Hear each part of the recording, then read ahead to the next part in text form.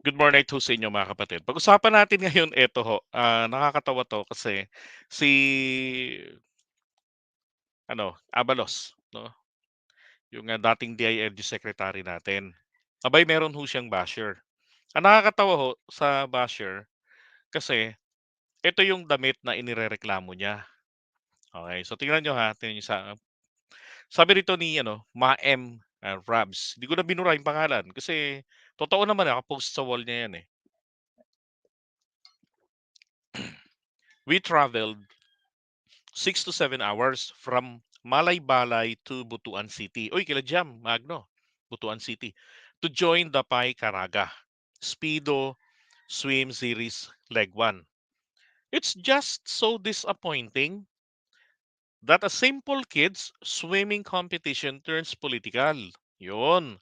So sabi niya, bumiyahe pa kami ng 6 hanggang 7 oras mula sa Malaybalay, Bukidnon, papunta ng Butuan City. Ayan, para diyan sa sa swimming competition na dinaluhan nga ng anak niya. At nagbayad daw po sila ng registration fee na kasali ang t-shirt bearing the name and face of a politician. Dili pa man in tawon ni makabutar among mga anak, mga sirs and ma'am. Ano yun, hindi pa naman makaboto mga anak namin, yung ba ibig sabihin nun? Alright, so tingnan natin yung kanyang inangalngal. So eto ho, sabi ho, tama naman. Eto may dokumento. Sabi rito, ah, registration with event shirt. Okay. So sabi niya, binayaran namin yung registration, binayaran namin tong event na to, merong registration fee, tapos kasama doon yung event shirt. And tapos ang makukuha namin may mukha ng politiko. 'Yon. Alam niyo ako, I totally oppose yung ganito na kasi I was an athlete dati. Naglalaro ako dati ng judo, nung high school pa lang ako. So, dati akong player ng Quezon City Judo Club. Never naming na-experience na yung politiko o yung mayor namin, Jun Simon, dito sa Quezon City, nagbigay sa amin ng mga request namin na may pangalan. Walang gano'n. Wala akong maalala, walang gano'n. Maging yung mga request naming kimono, wala akong mga pangalan kahit sa label, kahit sa plastic, okay. Pero eto, gusto ko lang pong linawin dito ha, wala po tayong pag-uusapan dito na pera ng bayan, okay. Diretsuhan na sabihin ko po, pera po ito ni Abalos, 'tong ginastos. Kasi eto ho yung nangyari, okay. So eto pong organizer, yung Philippine Aquatics, sumulat kay Abalos. So humihingi, sabi rito, "It is our privilege to invite you to become one of our sponsors for the Pai Caraga Speed Swimming blah blah blah. Okay, taking place on October 26 to 27." Yan. So, hinirita nila si Abalos. Tumugon naman po yung mama. In fact, ito nga yung breakdown nung ng hirit nila. Hmm, okay. Grabe no, halaga nito. Medals 360. Ang daming participants. 222 ang presyo. Ito yung mga presyo. Yan. Magkano kaya ang total nito? Lahat-lahat. Basta tingin ko 1,000. Hindi, umabot ho ng 300,000. Okay? Yung mga request nila, yung mga gagamitin. Okay. So hindi naman ito yata hiningi para kay kay Abalos. Maring ito yung bahala ka sa buhay mo kung ano yung i-ha-handle mo rito, ano yung sasagutin mo. Okay? So pero ito yung breakdown. Now, ito po yung t-shirt na gusto ko lang ding i-point out. Napaka-plastic nyo naman, nagrereklamo kayo dito.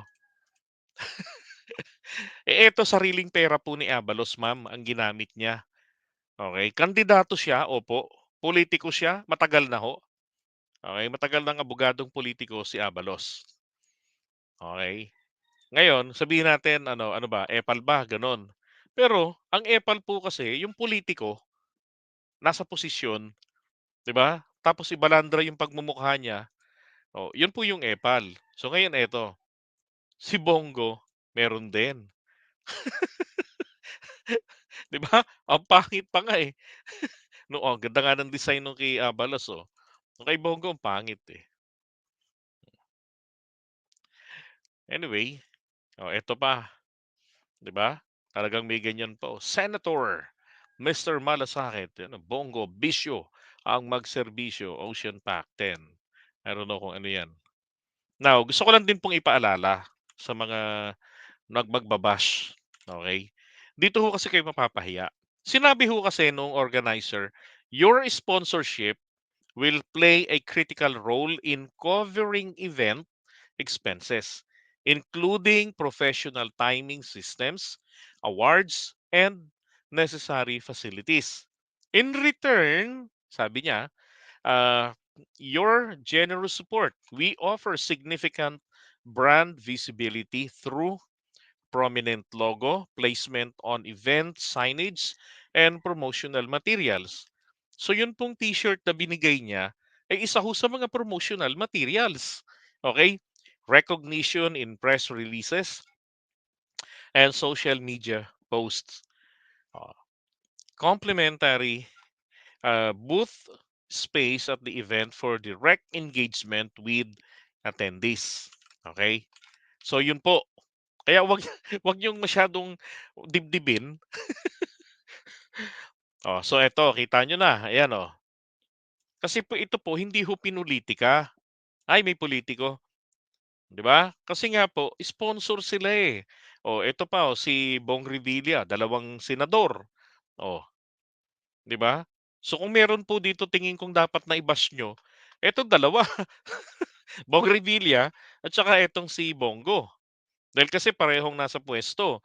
Kung merong namumulitika, palagay ko ho, etong dalawa talaga yung namumulitika, 'di ba? Oh, ang tanong, pag-uusapan ba ang, pera ng bayan?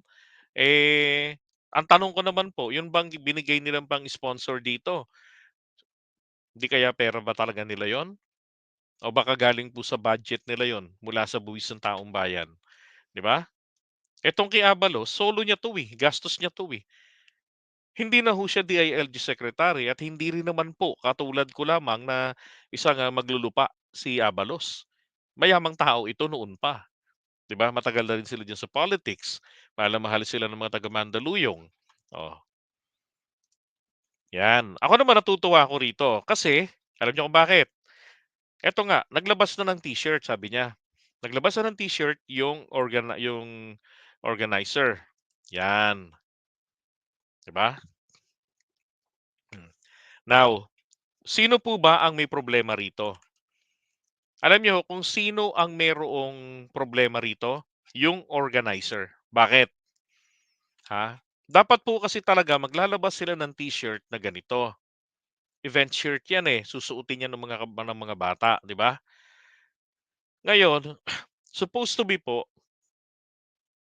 dapat nilinaw nila na kapag kayo po ay nag-sponsor ng mga t-shirts, meron lamang designated sizes, 'di ba? Katulad kami, kapag kami nagbabike. So iba-iba yung mga sponsors namin. Wala akong picture ng ano eh, damit namin sa pagbabike. Pero ang ginagawa doon, eto hong parting ganitong likuran, dahil may bulsa yan diyan. Yan, nandito ho yung maliliit na mga logo ng mga kumpanya na nag-sponsor ng lakad namin, ng malaking event ng mga siklista. Gano'n. Para disente pa rin po tignan. Eh, kaso dito wala naman kayong sinabi, 'di ba? Ayan lang ang sinabi niyo, eh. Oh, prominent logo placement pa nga. Kapag politician o kandidato ang iyong hiningian, alam mo na kung ano ang ilalagay nila, hindi lang logo nila, 'di ba? Mukha pa nila, lalo na ano 'yan, private person. Oh, natural lang ilalagay ni Abalos yung kanyang ano, mukha roon, do'n sa may parte ng likuran. Wala namang nakalagay na senador o kung ano, wala naman, 'di ba? Hmm. Etong, organizing committee nila 'to may problema, 'di ba? Dapat yung mga ano, yung mga estudyante na participants, dapat po ganito talaga yung ibibigay sa kanila, plain. Oh, 'yan, okey. Sino po ba etong nagba-bash? DDS pala. I am one of the 32,000 32,208,000 1,417 fly high. Okay, isa pong DDS pala ang nag-bash. Now, speaking of DDS, bakit gano'n? Kahit na napakababaw, papatulan ninyo, mapanira lang. Ano ba, ramdam na ba talaga ang lakas ni Abalos? 'Di ba? Correct, wala naman nakasulat na vote. Hindi naman na politika, 'di ba? Oh, eh bakit diyan nga po nagre-react do'n sa t-shirt? Bakit hindi sila mag-react dito sa ibinigay ni Bongo? Pareho lang din naman, eh. Oh, 'di ba? Oh, bakit hindi sila mag-react diyan? Hindi nila i-bash si Bongo. Kaya po, nilalabas ko 'to. Pinakikita ko sa inyo na, hello, 'di ba? Next time kung kayo hihirit na kung kayo manghihingi, eh, ang gawin niyo, ilagay ninyo ro'n bawal ang mukha, 'di ba? Bawal ang, pangalan ng kandidato o ng kakandidato. Oh, 'di ba? Gano'n lilinawin ninyo. Ay naku, talagang mga DDS, oo. Yan pong dalawang yan tsaka eto, Bongo at tsaka si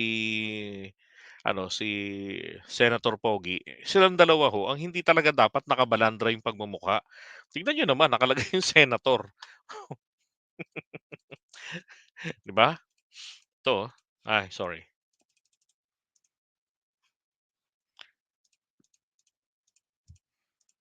ayan oh, hmm, dalawang senador, hmm, alright. Sus Mariosep. Correct, basta link kay PBBM. Gagawin nila, nila ng kahit na walang kapararakan, kahit na sila mismo ang tatamaan ng pambabash nila. Yun nga lang kasi, nagiging effective po ang bashing nila kapag wala hong sumasagot. Okay? Kaya lang, nakakairita naman ang ginagawa nila, so patulan na natin. 'Di ba? Kasi hindi ho tama na hayaan natin na yung manok natin, ano, sisirain nila ng sisirain. Para pagdating ng halalan, 'di ba? Nadurog na nila yung pagkatao nito, nasira na nila ang reputasyon. Oh, mahirap na 'yon na ibangon pagka gano'n. Okey? So, iwan muna natin 'tong, hmm, loko-lokong DDS na 'yon. Napaka one-sided.